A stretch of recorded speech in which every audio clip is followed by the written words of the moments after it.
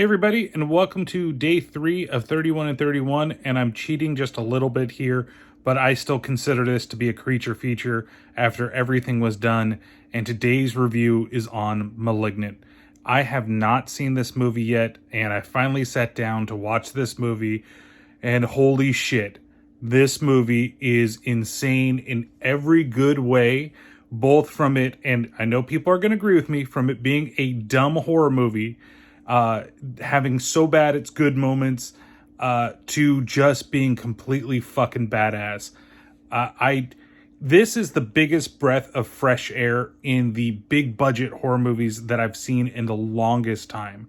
Like, literally, this is a movie, if you haven't seen it yet, and it sucks because I'm recording this with only about a week left for people to watch the movie on HBO Max. And if you can find a way to get your hands on it and see it, please do. What is this story about? And I don't want to give too many spoilers away. What I can say is there is a twist in this movie. There is a big twist in this movie. And I saw it coming, but not necessarily in the way that I thought it was going to be. There's something that happens in the very beginning of the movie that it's very important to what's going on. And I realized what it was, but when you get to what the monster is, I still see it as a monster, and I see it as a creature thing, because even though it has a human form, there's a couple of things that when you see it, I classify it in that creature feature type of thing. The action is really, I saw somebody make a comment about this that said this is like a John Wick horror movie, and I'm like, what? I can kind of see that comparison nowadays, right? It really, because of some of the stuff is so fast paced. The thing is that I haven't had a movie like this really stick with me that was big budget, that I was like, oh, it's 2 hours long, and oh my God, it's really getting slow in these parts, and oh my God, I can't believe this, and oh, okay, the third act it's pretty good all the way through.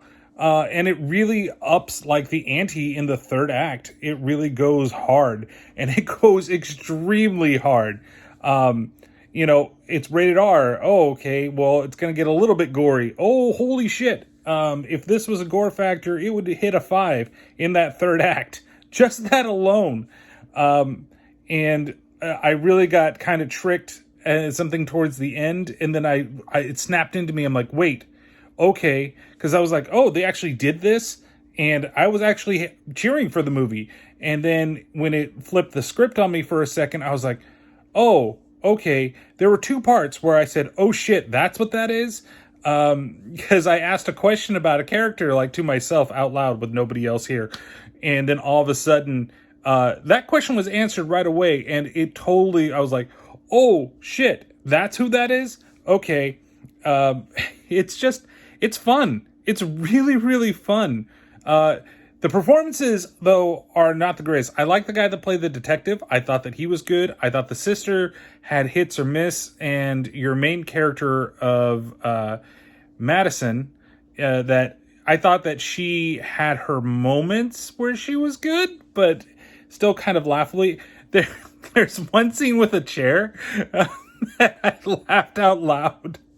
Specifically because it was so funny, and I'm still laughing about it now. Other than that, I think that this is worth the watch. I think that you guys should totally go out and try to see this. I did watch it on HBO Max.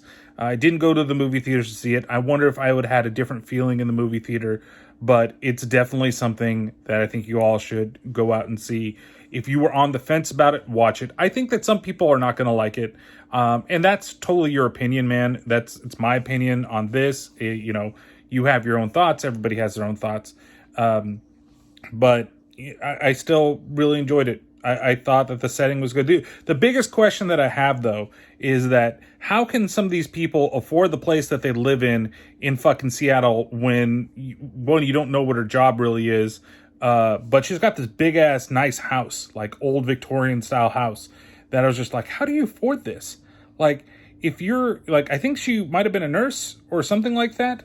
I'm not sure exactly, but it's hey, I probably, make somewhere close to that.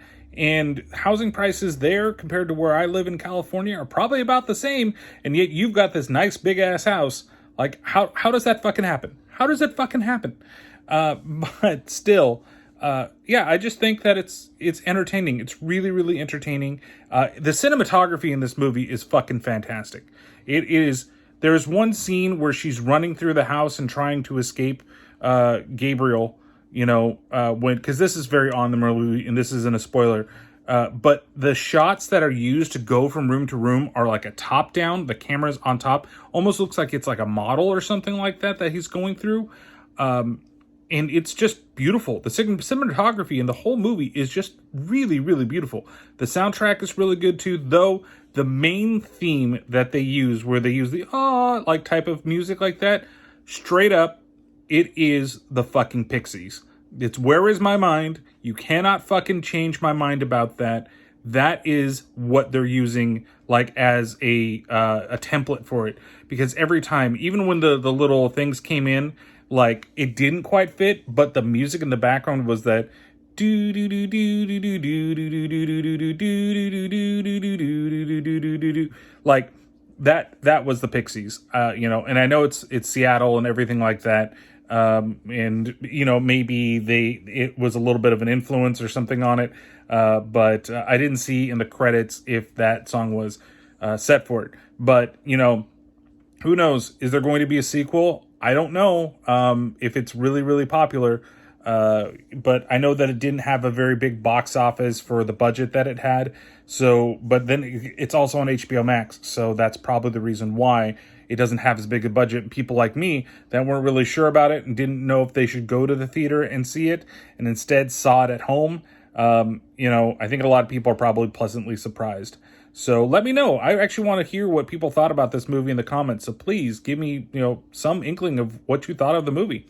And overall, I'm going to rate this 4 out of 5. I